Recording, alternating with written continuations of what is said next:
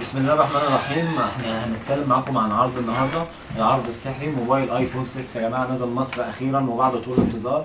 وهنتكلم عن خصائص موبايل ايفون 6 الجديد. الموبايل بتاعنا يا جماعه فيه امكانيات، طبعا غير شكله جذاب وغير شكله جميل وكل حاجه، فيه امكانيات فظيعه يا جماعه. الموبايل ده فيه خاصيه الانتظار. ما تنساش يا استاذ مصطفى برضو اللي هو شكله انسيابي. اكيد طبعا انسيابي الشكل. وكمان يا جماعه في سكرينه دي عشان الخروش وعشان الصدمات.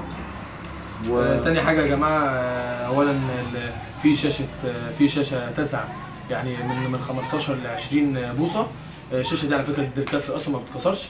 الزرار بتاعته كريستال، وعلى فكره بتتخلع بسرعه، سهوله يعني سهله الفتح بسرعه، سهله الفك يعني والتركيب ما شاء الله يعني فاهم. دي طبعا كريستال، يعني انا اصلا بحطها طبعا في جيبي طبعا عشان ممكن مثلا تغزل عين واحد يسرق الموبايل. زائد ان كمان في كاميرا خلفيه وكاميرا اماميه. الكاميرا الاماميه دي عشان السيلفي، ودي طبعا موضه في مصر، يعني مصر كلها دلوقتي بتصور سيلفي. وكمان من ضمن المميزات الفظيعه اللي فيه ان في ذاكره بتشيل لحد 16 اسم، يعني تقدر تسيف عليها ارقامك وارقام صحابك كلهم يثبتوها. تمام. وزائد ان كمان الفتحات اللي تحت دي اللي انتم شايفينها ده مش متكسر ولا حاجه. الفتحات دي طبعا دي فتحات تهويه، لان البروسيسور بتاعه عالي جدا جدا. ودي حاجه بتعلي من سرعته لما خصوصا لما تبقى داخل على النت، فدي ما بتخلوش يهنج معاك. وزيتون يا جماعه هيشرح لكم قد ايه هو قوه الموبايل وقوه تحمله للصدمات. وده طبعا يا استاذ مصطفى انت نسيت ان طبعا دي يحتمل على طبعا في خاصيه الانتظار، ودي طبعا دي خاصيه فظيعه. يعني انت لما حد من صحابك بيتصل عليك بيليك على الويتنج، ده طبعا في ويتنج. واخر خاصيه الاستاذ مصطفى هيقولها لكم، بلوتوث.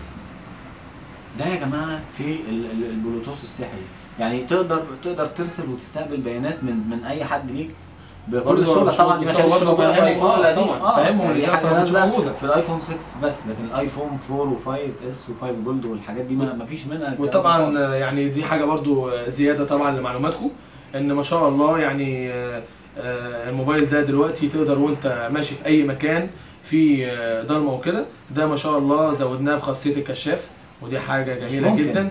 بص يعني حتى الكشاف بتاعه قوي، ما شاء الله قوي جدا قوي جدا. وطبعا دي اخر حاجه في العرض النهارده طبعا يعني ما شاء الله. ومعانا اخر حاجه طبعا دي المفاجاه السحريه اللي طبعا ده محدش يتخيله في حياته. طبعا احنا سمعنا عن السامسونجات والحاجات دي ان هي والسوني ان هي طبعا بتنزل تحت الميه شويه، وممكن يقعد تحت الميه نص ساعه وكده، لكن ده ما شاء الله ده ضد الكسر، ودي حاجه هنجربها قدام حضراتكم كلكم. يعني عايزك يا مصطفى دي حاجه برده اهي تمام قدام حضراتكم، ما شاء الله التليفون شغال برده عشان يبقى ايه يبقى انتوا شايفين اهي. دي حيطه تمام اهو، ده ضد الكسر ما شاء الله. ما يعني يخبط في الحيطه ويرد لك وهو شغال تمام. شغلوا الكشاف استاذ محمود اهو عشان برده تعرفوا ان هو شغال. وادي خبطه كمان، يعني ما شاء الله شغال الموبايل 10/10. لو احتجت الموبايل 19 921 هتلاقينا ممكن نبعت لك مندوب لحد باب البيت. شكرا.